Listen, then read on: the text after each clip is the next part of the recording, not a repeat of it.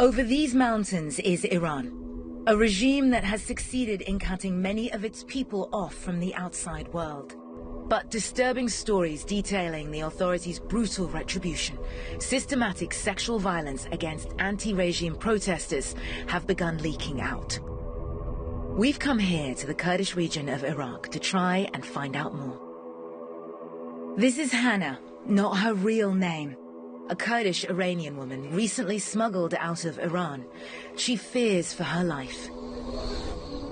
After taking off and burning her headscarf on the streets, she was arrested and detained by Iranian intelligence officers. They choose the women who were pretty and suited their appetite. Then the officer would take one of them from the cell to a smaller, private room. They would sexually assault them there. Hannah isn't only an eyewitness, she also was violated. I feel shy talking about this. You can still see what the policeman did. Look here, on my neck. It's purplish. That is why I'm covering it. He forced himself on me. Then a fight broke out with another protester, drawing away Hannah's attacker.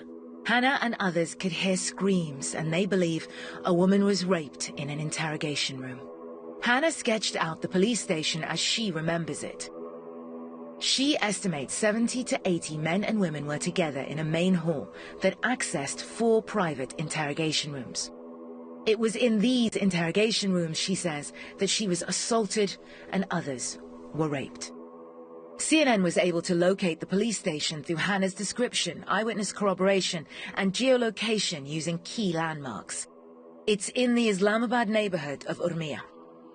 Based on this testimony and speaking to a number of sources, a pattern of repression comes into focus. Police centers used as filtration points, moving protesters from one location to another. Often families left not knowing where their loved ones are held. One Iraq-based Kurdish militant opposition party, PAK, identified over 240 people who they believe are missing within this maze of detention centers. Human rights organizations believe the number is higher, in the thousands.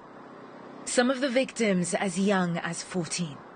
Many are men supporting female protesters, their punishment as severe as the women's. They brought 4 men over who'd been beaten, screaming intensely in another cell, and one of the men who was tortured was sent to the waiting room where I was.